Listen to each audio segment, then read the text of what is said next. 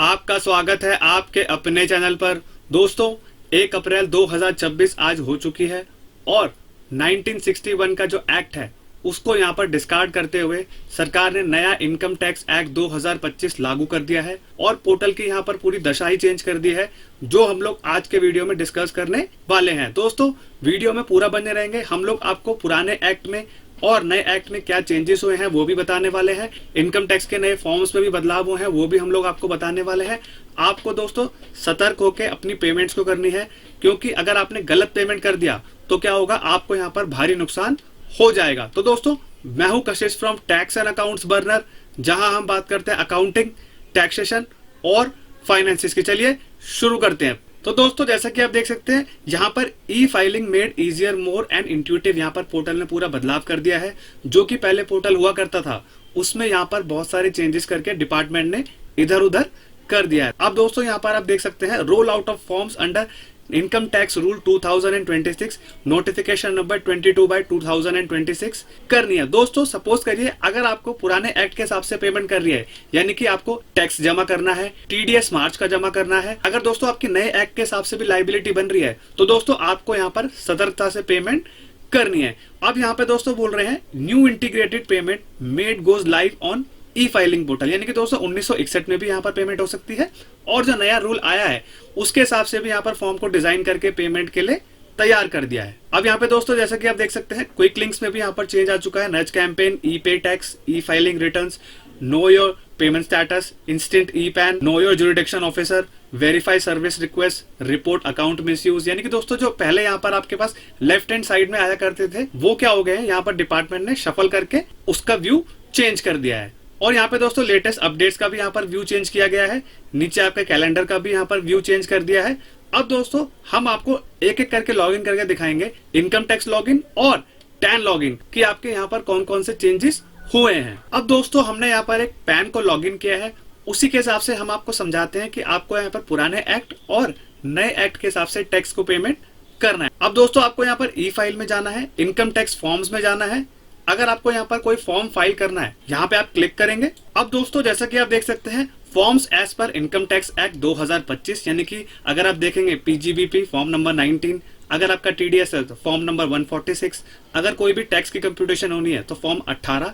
अब यहाँ पे हम लोग देखते हैं कि इनकम टैक्स एक्ट 1961 के हिसाब से कैसे यहाँ पर फॉर्म्स को लेकर के आए हैं। तो दोस्तों यहाँ पर अगर आप टैक्स एग्जेम्पशन का फॉर्म फाइल करना चाहते हैं तो फॉर्म 10 है।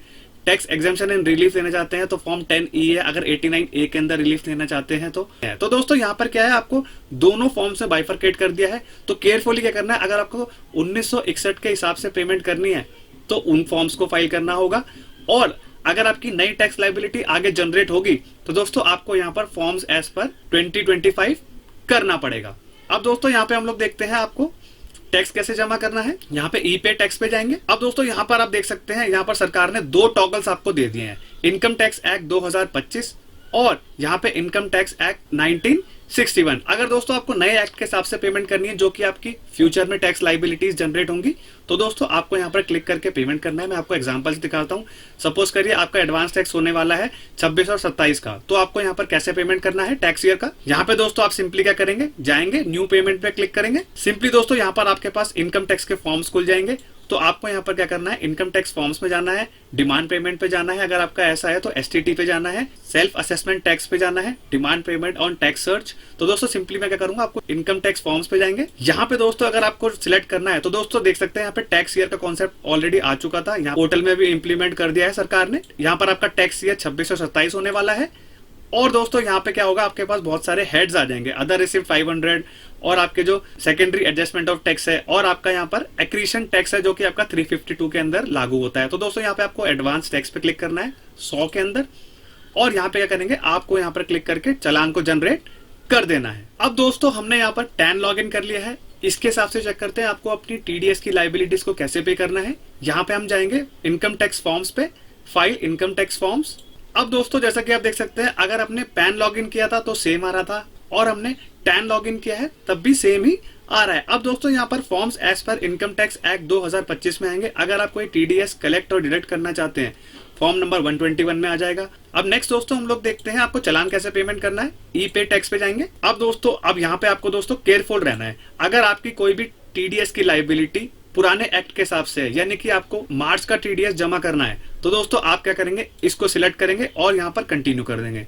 लेकिन दोस्तों अगर आपकी कोई भी टीडीएस की लाइबिलिटी, सपोज करिए मेरी अप्रैल की टीडीएस की लाइबिलिटी मई 7 तक जमा होगी, तो मई 7 की जो पेमेंट होगी आपको क्या करना है, इनकम टैक्स एक्ट 2025 को सिलेक्ट करके यहाँ पर कंटिन्यू कर देना है। अब कैसे होगा वो देखते हैं प्रैक्टिकली। अब दोस्तों यहाँ पर क्या है, आपको सिंपली न्यू पेमेंट पे क्लिक करना है। न्यू पेमेंट पे क्लिक करने के बाद दोस्तों यहाँ पे आपको टैक्स ईयर सिलेक्ट करना है 26 और 27।